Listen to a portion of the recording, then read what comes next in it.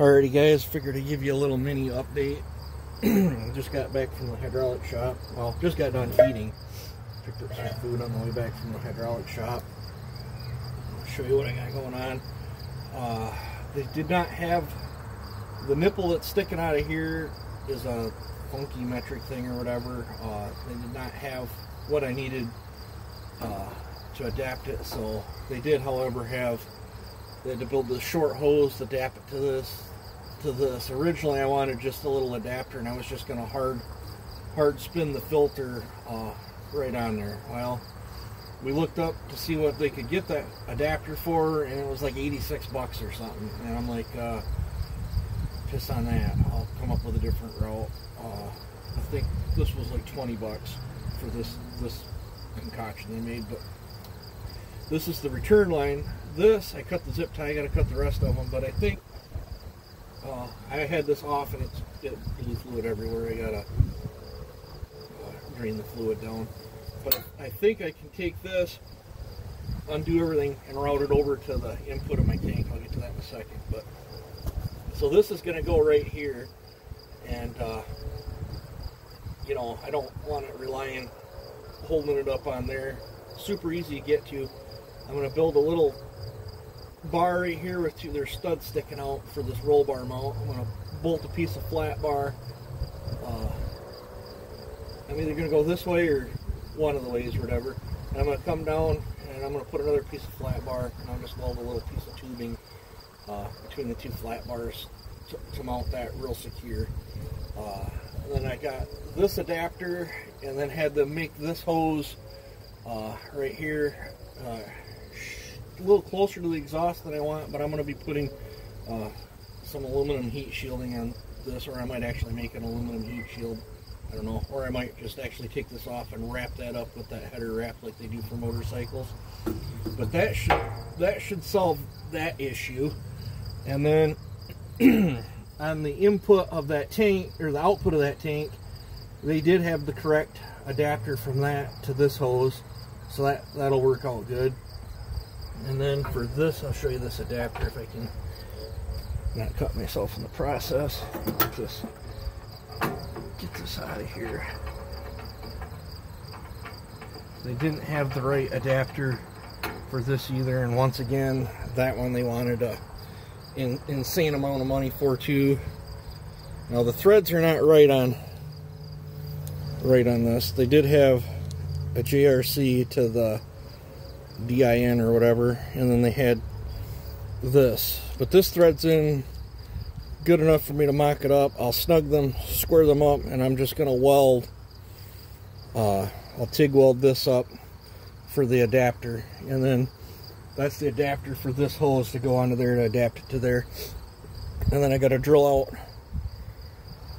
two holes out in the tank itself, or the cooler itself, to fit the two bolts that it does line up. The bolts are a little bigger than the hole, and then I got to drill through that plate, or at least three bolts would probably hold that down good enough. I might just drill the back one to get that mounted. I was going to start plumbing this all in today, and I got looking for my plumbing tape, and Tucker must have chewed it up, so I'm going to have to go to the store tomorrow and get some Teflon tape for all the pipe thread fittings. But I'm one step closer, and then I got these two 25-pound plates. I got to get the plasma cutter out. I got to cut them two notches in for the bottom one, and then I got to cut a corner out on the top one to clear that, and then that'll be roughly 50 pounds added there. And then I got to make my extension. I'm going to build an extension piece around that and make that probably 4 inches thick, and that'll be the rest of the counter ballast. And then I can change the fluids, get the fluids changed, and then get it over to my buddy so he can build the bumper. My latches came in too I ordered 4 latches. I was going to make this swing, but with that counterballast, I don't want to have to take the counterballast on and off every single time. But I'm going to tap these holes, and whatever size bolt I can tap them to, I'm going to run a bolt through and just snug it down on the back side so it'll be like a little stud sticking out. And then I'll just slip that cover on, mark out where my latches are, and then I'll drill the holes. And this plate's plenty thick enough where I think I can probably drill and tap this side. The other side I'll probably rivet the hinges on or nut and bolt them. But that way when I want to service this, I just flip 4 stainless little latches and then put my fingers in the grate, jiggle it, tilt it back, and lift the whole shroud off the back. I think that'll just be the absolute easiest way to do that. And throw this back in there so I don't lose that. I think that's going to be used. Then I can get it over to my buddy and he can build the bumper. And then after that, make sure everything's good to go. Double check, I have to lift the whole machine up, double check my track tension, make sure that's all good. And then hopefully I can start using my little toy. But yeah, I sure am tired of throwing money in it here and there. I think this cooler and filter kit setup, by the time it's all said and done, is going to end up costing me about $500 extra on this little thing. But I definitely want the filter, and the cooler is just an added bonus. This thing's only got maybe a 5-gallon reservoir, so it doesn't have a whole lot of fluid, so it'll recycle that fluid a lot and build a lot of heat. So, yep.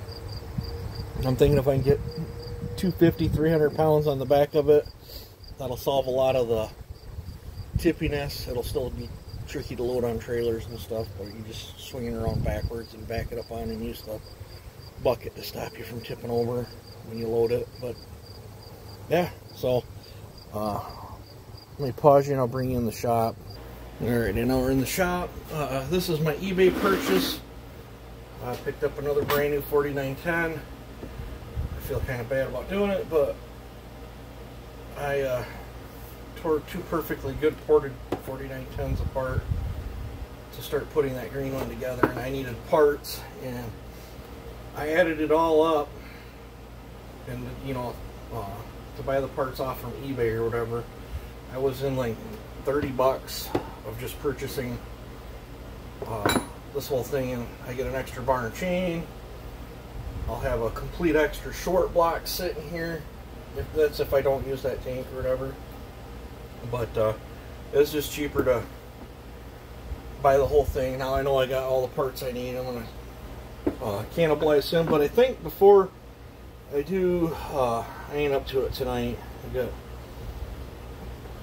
running on the ragged edge right now, but I think what I'm gonna do is maybe do a couple test videos, stock versus maybe that one I got the experimental port work in or something. I don't know, make you guys some sort of video of that. I did do some cleaning. The Alibaba saw, I threw an oil pump in that, got it back together and up and running. Got the 500 down there because I've been debating on rediving back into that. Got that 372 I did for my buddy shipped out today. Got that 346 little racer I shipped off the Tanton. He's going to play with that thing. What else? I got stuff shipped out to everybody. I got the 241 shipped out, so that's gone. I still have the Dino Joe hybrid. I think that's a 600p, but it's 73 cc's. He's got full build videos on that.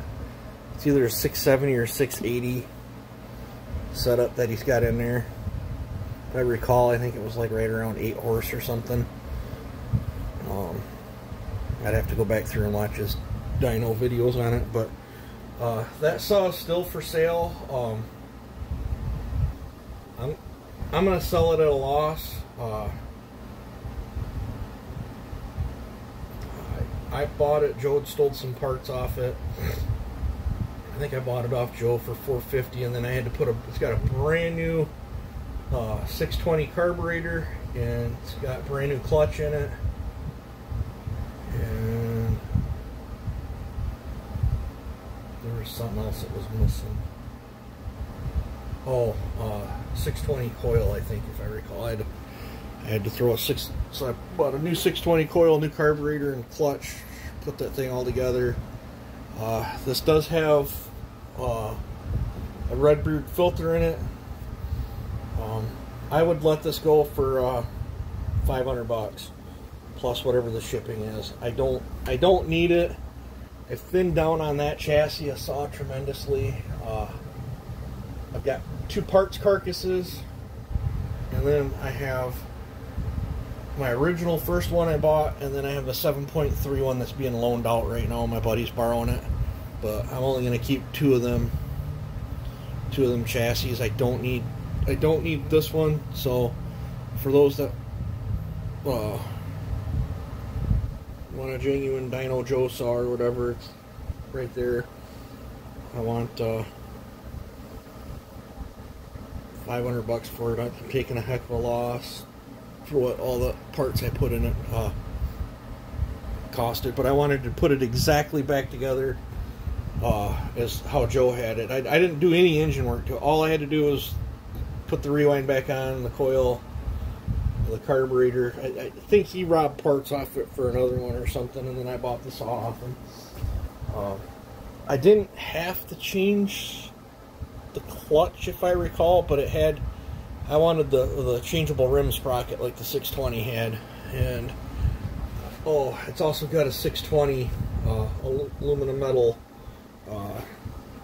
side cover on it instead of the plastic one. So this thing's literally just lacking the aluminum handle, and then it would be a super-sized 620. If the price is right, I have a PW handle that could go with it if someone wanted to buy the handle. I bought the handle. I was going to cut the handle out and try to graft to that 4910, and I just couldn't bear myself to destroy the Echo handle, so I destroyed a couple Husqvarna handles instead. But yeah, I think that about covers it. I think I'll call this a video here. But if you're interested in this, get a hold of me at chbriscoe@gmail.com or Facebook Messenger. I got a lot going on right now, but I wanted to give you a little digger update and shop update. So you guys take it easy and have a good one.